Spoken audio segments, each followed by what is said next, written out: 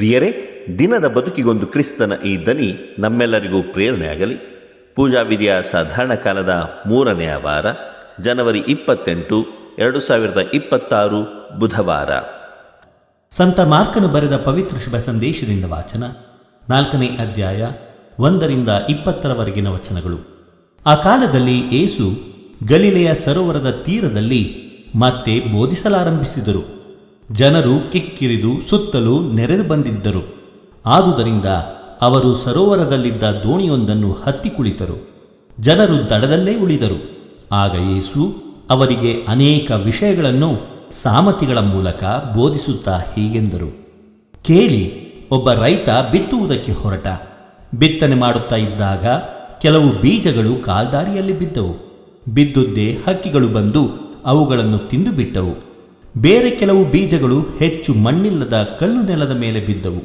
ಅಲ್ಲಿ ಮಣ್ಣು ಬಹಳ ತೆಳ್ಳಗಿದ್ದುದರಿಂದ ಅವು ಬೇಗನೆ ಮೊಳೆತವು. ಬಿಸಿಲೇರಿದಾಗ ಬಾಡಿದವು. ಆಳವಾಗಿ ಬೇರೂರಲು ಆಗದ ಕಾರಣ ಅವು ಒಣಗಿ ಹೋದವು. ಇನ್ನು ಕೆಲವು ಬೀಜಗಳು ಮುಳ್ಳು ಪೊದೆಗಳ ನಡುವೆ ಬಿದ್ದವು.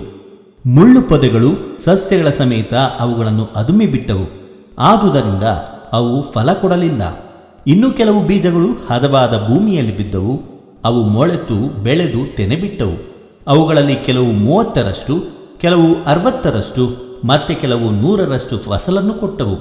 ಈ ಸಾಮತಿಯನ್ನು ಹೇಳಿದ ಬಳಿಕ ಯೇಸು, ಕೇಳುವುದಕ್ಕೆ ಕಿವಿಯುಳ್ಳವನು ಕೇಳಿಸಿಕೊಳ್ಳಲಿ ಎಂದರು. ಈ ಉಪದೇಶವನ್ನು ಕೇಳಿದವರಲ್ಲಿ ಕೆಲವರು ಯೇಸು ಒಬ್ಬರೇ ಇದ್ದಾಗ 12 ಮಂದಿ ಶಿಷ್ಯರೊಡನೆ ಬಂದು ಅವರು ಹೇಳಿದ ಸಾಮತಿಗಳನ್ನು ವಿವರಿಸಬೇಕೆಂದು ಕೇಳಿಕೊಂಡರು. ಅದಕ್ಕೆ ಯೇಸು, ದೇವರ ಸಾಮ್ರಾಜ್ಯದ ರಹಸ್ಯವನ್ನು ನಿಮಗೆ ತಿಳಿಸಲಾಗಿದೆ. ಮಿಕ್ಕವರಿಗಾದರೂ ಅದೆಲ್ಲವೂ ಸಾಮತಿಗಳ ರೂಪದಲ್ಲಿ ಮರೆಯಾಗಿದೆ. ಏಕೆಂದರೆ ಕಣ್ಣಾರೆ ನೋಡಿಯೂ ಅವರು ಕಾಣರು, ಕಿವಿಯಾರೆ ಕೇಳಿಯೂ ಅವರು ಗ್ರಹಿಸರು. ಕಂಡು ಗ್ರಹಿಸಿದರೆ ಅವರು ದೇವರತ್ತ ತಿರುಗಿಯಾರು, ಪಾಪಕ್ಷಮೆ ಹೊಂದಿಯಾರು ಎಂದರು. ಅನಂತರ ಯೇಸು ಅವರಿಗೆ, ಈ ಸಾಮತಿಯನ್ನು ನೀವು ಅರ್ಥ ಮಾಡಿಕೊಳ್ಳಲಿಲ್ಲವೇ? ಹಾಗಾದರೆ ಬೇರೆಲ್ಲ ಸಾಮತಿಗಳನ್ನು ಹೇಗೆ ಅರ್ಥ ಮಾಡಿಕೊಳ್ಳುವಿರಿ? ಈ ಸಾಮತಿಯಲ್ಲಿ ಬಿತ್ತುವವನು ದೇವರ ಸಂದೇಶ ಎಂಬ ಬೀಜವನ್ನು ಬಿತ್ತುತ್ತಾನೆ. ಕೆಲವರು ದೇವರ ಸಂದೇಶವನ್ನು ಕೇಳುತ್ತಾರೆ. ಸೈತಾನನು ತಕ್ಷಣವೇ ಬಂದು ಆ ಸಂದೇಶವನ್ನು ತೆಗೆದು ಬಿಡುತ್ತಾನೆ. ಕಾಲ್ದಾರಿಯಲ್ಲಿ ಬಿದ್ದ ಬೀಜಕ್ಕೆ ಹೋಲಿಕೆಯಾಗಿರುವವರು ಇವರೇ. ಇನ್ನು ಕೆಲವರು ದೇವರ ಸಂದೇಶವನ್ನು ಕೇಳಿದ ಕೂಡಲೇ ಅದನ್ನು ಸಂತಸದಿಂದ ಸ್ವೀಕರಿಸುತ್ತಾರೆ. ಆದರೆ ಅವರಲ್ಲಿ ಆಳವಾಗಿ ಬೇರೂರದ ಕಾರಣ ಕೊಂಚ ಕಾಲ ಮಾತ್ರ ಉಳಿಯುತ್ತದೆ. ದೇವರ ಸಂದೇಶದ ನಿಮಿತ್ತ ಕಷ್ಟ ಕೋಟಲೆಗಳು ಬಂದೊದಗಿದಾಗ ಕೂಡಲೇ ಎಡವಿ ಬೀಳುತ್ತಾರೆ. ಇವರೇ ಕಲ್ಲು ನೆಲದ ಮೇಲೆ ಬಿದ್ದ ಬೀಜಕ್ಕೆ ಸಮಾನರಾದವರು. ಇನ್ನು ಕೆಲವರು ದೇವರ ಸಂದೇಶವನ್ನು ಕೇಳುತ್ತಾರೆ. ಆದರೆ ಅವರೊಳಗಿರುವ ಪ್ರಾಪಂಚಿಕ ಚಿಂತನೆಗಳು, ಐಶ್ವರ್ಯದ ವ್ಯಾಮೋಹಗಳು, ಇನ್ನಿತರ ಅಭಿಲಾಷೆಗಳು ದೇವರ ಸಂದೇಶವನ್ನು ಅದುಮಿ ಅದು ಫಲ ಬಿಡದಂತೆ ಮಾಡುತ್ತವೆ. ಇವರೇ ಮುಳ್ಳು ಪೊದೆಗಳ ನಡುವೆ ಬಿದ್ದ ಬೀಜಕ್ಕೆ ಅನುರೂಪ ಆದವರು. ಮತ್ತೆ ಕೆಲವರಾದರೂ ದೇವರ ಸಂದೇಶವನ್ನು ಕೇಳಿ ಅದನ್ನು ಸ್ವಾಗತಿಸುತ್ತಾರೆ. ಅಂಥವರಲ್ಲಿ ಕೆಲವರು 30ರಷ್ಟು, ಕೆಲವರು 60ರಷ್ಟು, ಇನ್ನೂ ಕೆಲವರು 100ರಷ್ಟು ಫಲ ಕೊಡುತ್ತಾರೆ. ಇವರೇ ಹದವಾದ ಭೂಮಿಯಲ್ಲಿ ಬಿದ್ದ ಬೀಜಕ್ಕೆ ಸಮಾನರು ಎಂದರು. ಪ್ರಭುವಿನ ಶುಭ ಸಂದೇಶ. ಕ್ರಿಸ್ತರೇ ನಿಮಗೆ ಸ್ತುತಿಸಲ್ಲಲಿ. ಚಿಂತನೆ. ಬಿತ್ತನೆಯ ಬೀಜ. ಪ್ರಭು ಯೇಸು ಕ್ರಿಸ್ತರಲ್ಲಿ ಆತ್ಮೀಯರೇ, ಕೆಲವರು ದೇವರ ಸಂದೇಶವನ್ನು ಕೇಳುತ್ತಾರೆ.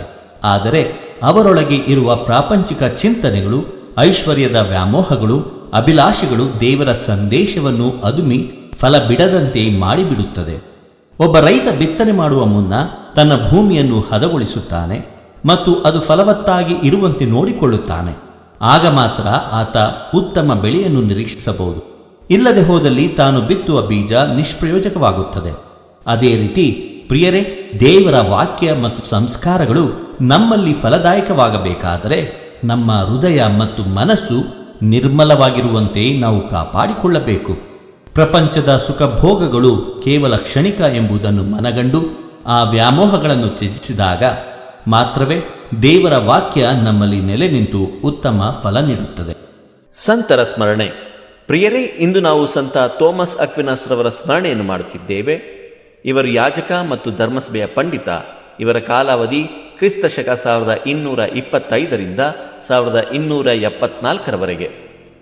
ಪ್ರಿಯರೇ, ಅಕ್ವಿನಾಸ್ ಪಟ್ಟಣದ ನ್ಯಾಡಮ್ ಡೋಲ್ಫಮ್ ಹಾಗೂ ಥಿಯೋಡೋರ ದಂಪತಿಗಳ ಕೊನೆ ಪುತ್ರ ಥೋಮಸ್ ತನ್ನ 5ನೇ ವಯಸ್ಸಿನಲ್ಲಿ ಬೆನೆಡಿಕ್ಟ್ ಮಠಕ್ಕೆ ಸೇರಿ ತನ್ನ ಎಲ್ಲ ವಿದ್ಯಾಭ್ಯಾಸ ಮುಗಿಸಿ 11ನೇ ವಯಸ್ಸಿನಲ್ಲಿ ನೇಪಲ್ಸ್ ವಿಶ್ವವಿದ್ಯಾನಿಲಯದಲ್ಲಿ ಪದವಿ ಮುಕ್ತಾಯ ಮಾಡಿ ತನ್ನ 18ನೇ ವಯಸ್ಸಿನಲ್ಲಿ ಡೊಮಿನಿಕನ್ ಸಭೆಗೆ ಭರ್ತಿಯಾಗಲು ಅಪೇಕ್ಷಿಸಲು ಆತನ ಸಂಬಂಧಿ ಚಕ್ರವರ್ತಿ 2ನೇ ಫೆಡರಿಕ್ ಹಾಗೂ ಕುಟುಂಬದವರು ಅದನ್ನು ವಿರೋಧಿಸಿ ಥೋಮಸ್ನನ್ನು ಸುಮಾರು 2 ವರ್ಷ ತಮ್ಮ ಅರಮನೆಯಲ್ಲಿ ಸೆರೆಮನೆಯಲ್ಲಿಟ್ಟಿದ್ದರು. ಈ ಸಂದರ್ಭದಲ್ಲಿ ಆತನ ತಂಗಿ ಅನುಕಂಪದಿಂದ ಆತನಿಗೆ ಒಂದು ಪವಿತ್ರ ಗ್ರಂಥವನ್ನು ಹಾಗೂ ತತ್ವಶಾಸ್ತ್ರದ ಕೆಲವು ಪುಸ್ತಕವನ್ನು ನೀಡಿ ಸಂತೈಸಿದಳು. ಕೆಲವು ದಿನಗಳ ನಂತರ ಡೊಮಿನಿಕನ್ ಗುರುಗಳು ಅಂತಸ್ತಿನ ಮೇಲಿದ್ದ ಸೆರೆಮನೆಯಿಂದ ಥೋಮಸನನ್ನು ಒಂದು ಬಟ್ಟೆಯಲ್ಲಿರಿಸಿ ತಪ್ಪಿಸಿಕೊಳ್ಳಲು ಸಹಕರಿಸಿದರು. ಅಲ್ಲಿಂದ ಆತ ಕೊಲೋನ್ ಹಾಗೂ ಪ್ಯಾರಿಸ್ ಪಟ್ಟಣಗಳಲ್ಲಿದ್ದ ತನ್ನ ಉನ್ನತ ಶಿಕ್ಷಣ ಮುಗಿಸಿ ಸಂತ ಆಲ್ಬರ್ಟ್ ರವರ ಸಹಕಾರದಿಂದ ಧರ್ಮ ಪಾಂಡಿತ್ಯವನ್ನು ಮುಕ್ತಾಯಗೊಳಿಸಿ ಗುರುದೀಕ್ಷೆಯನ್ನು ಸ್ವೀಕರಿಸಿದರು. ತದನಂತರ ಪ್ಯಾರಿಸ್ ವಿಶ್ವವಿದ್ಯಾನಿಲಯದಲ್ಲಿ ತನ್ನ ಶಿಕ್ಷಣ ಪ್ರಾಧ್ಯಾಪಕರಾಗಿ ತನ್ನ ವೃತ್ತಿಯನ್ನು ಮುಂದುವರಿಸಲು ಸಾವಿರಾರು ವಿದ್ಯಾರ್ಥಿಗಳ ಆಕರ್ಷಣೆ ಅಲ್ಲವೇ ಅವರ ಪ್ರೇರಕರಾಗಿ ಅವರಲ್ಲಿ ವಿದ್ಯಾಭ್ಯಾಸದ ಮಹತ್ವವನ್ನು ಹಾಗೂ ಅಗತ್ಯತೆಯನ್ನು ಮೂಡಿಸಿದರು. ಥೋಮಾಸರನ್ನು ಏಂಜಲಿಕ್ ಡಾಕ್ಟರ್ ಎಂದು, ಕಥೋಲಿಕ ಸಭೆಯ ದೈವಶಾಸ್ತ್ರದ ಯುವಕುಮಾರ ಎಂದು ಹೆಸರಾದರು. ಗ್ರೀಕ್ನ ಅರಿಸ್ಟಾಟಲ್ ತತ್ವಶಾಸ್ತ್ರವನ್ನು ಕ್ರೈಸ್ತ ಬೋಧನೆಗೆ ಅನುಗುಣವಾಗಿ ವ್ಯಾಖ್ಯಾನಿಸಿದರು ಹಾಗೂ ಅರ್ಥ ವಿವರಣೆ ನೀಡಿದರು. ತನ್ನ 49ನೇ ವರ್ಷಗಳಲ್ಲಿ ಸುಮಾರು 60 ಪಾಂಡಿತ್ಯಪೂರ್ಣ ಪುಸ್ತಕಗಳನ್ನು ಬರೆದರು. ಅವುಗಳಲ್ಲಿ ಚಾರಿತ್ರಿಕ, ಸುಮ್ಮ ಥಿಯಾಲಜಿಕ, ಕ್ರೈಸ್ತ ಧರ್ಮದ ತಿರುಳನ್ನು ತತ್ವಶಾಸ್ತ್ರ ಮತ್ತು ದೈವಶಾಸ್ತ್ರದೊಂದಿಗೆ ವರ್ಣಿಸಿರುವ ಮಹಾಗ್ರಂಥ, ಕ್ರೈಸ್ತ ಧರ್ಮದ ರಹಸ್ಯಗಳನ್ನು ಪಾಂಡಿತ್ಯದ ಮೂಲಕ ಎಲ್ಲ ವಿಷಯಗಳನ್ನು ಅರ್ಥೈಸಿಕೊಳ್ಳುವಂತೆ ಮಂಡಿಸಿದ ಥೋಮಸ್ ದೈವ, ಸಂಬಂಧ, ಸಂದರ್ಭ, ಜ್ಞಾನಾರ್ಜನೆ, ವಿಜ್ಞಾನವನ್ನು ತಿಳಿಸಿದರು. ಧ್ಯಾನ, ಮೌನ, ಪ್ರಾರ್ಥನೆ, ದೈವಾನುಗ್ರಹ ಎಲ್ಲ ಜ್ಞಾನದ ಬುನಾದಿ, ದೈವಕೃಪೆಯು ಎಲ್ಲ ಜ್ಞಾನಗಳ ಉಗಮ ಎಂದು ತಿಳಿಸಿದರು. ಥೋಮಸ್ಗಿದ್ದ ಜ್ಞಾನ ವಿದ್ಯಾ ಬಯಕೆ ಕೆಲವೊಮ್ಮೆ ತಮ್ಮ ಊಟ, ಉಪಚಾರ, ವಿಶ್ರಾಂತಿಯನ್ನು ಮರೆಯುವಷ್ಟಿತ್ತು. ಪವಿತ್ರ ಗ್ರಂಥದ ವ್ಯಾಖ್ಯಾನವನ್ನು ಉಪವಾಸ, ಪ್ರಾರ್ಥನೆ, ಧ್ಯಾನದಲ್ಲಿ ಅರ್ಥೈಸಿಕೊಳ್ಳುತ್ತಿದ್ದರು. ಅವರಿಗಿದ್ದ ಪರಮಪ್ರಸಾದದ ಪ್ರೀತಿ, ವಿಶ್ವಾಸವನ್ನು ಕ್ರಿಸ್ತನ ಶರೀರ ಹಾಗೂ ಎಂಥ ದಿವ್ಯ ಸಂಸ್ಕಾರ, ತಾಂತುಮ್ ಎರ್ಗೋ ಎಂಬ ಕಾವ್ಯಗಳ ಮುಖಾಂತರ ವ್ಯಕ್ತಪಡಿಸಿದ್ದರು. ಪ್ರಿಯರೇ, ಇದು ಜಗದ್ಗುರುಗಳ ಅಪ್ಪಣೆಯಿಂದ ರಚಿಸಲಾಗಿತ್ತು. ಕೊನೆಗೆ ಥೋಮಸ್ ಲೋಯೆನ್ಸ್ ಶೃಂಗಸಭೆಗೆ ತೆರಳುತ್ತಿರುವಾಗ ದೈವಾಧೀನರಾದರು. ವಿಶ್ವಗುರುಗಳಾದ 22ನೇ ಜಾನ್ ರವರು 1323ರ 18ನೇ ಜುಲೈ ತಿಂಗಳಂದು ಇವರನ್ನು ಸಂತರ ಪದವಿಗೇರಿಸಿದರು ಹಾಗೂ 5ನೇ ಭಕ್ತಿನಾಥರು ಥೋಮಸರನ್ನು 11ನೇ ಏಪ್ರಿಲ್ 1567ರಲ್ಲಿ ಧರ್ಮಸಭೆಯ ಪಂಡಿತ ಎಂದು ಘೋಷಿಸಿದರು.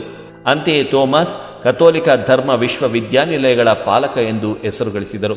ಸಂತ ಥೋಮಸ್ ಅಕ್ವಿನಾಸ್ ರವರೇ ನಮಗಾಗಿ ಪ್ರಾರ್ಥಿಸಿರಿ. ದೇವರು ನಮ್ಮೆಲ್ಲರನ್ನು ಆಶೀರ್ವದಿಸಲಿ. ಇದು ಧ್ವನಿ ಮಾಧ್ಯಮ ಮನೆಯ ಕೊಡುಗೆ. ಧ್ವನಿ ವಂದನೆಯ ಸ್ವಾಮಿ ಶಾಂತಕುಮಾರ್ ಜೆ, ಬೆಂಗಳೂರು ಮಹಾಧರ್ಮ ಕ್ಷೇತ್ರ.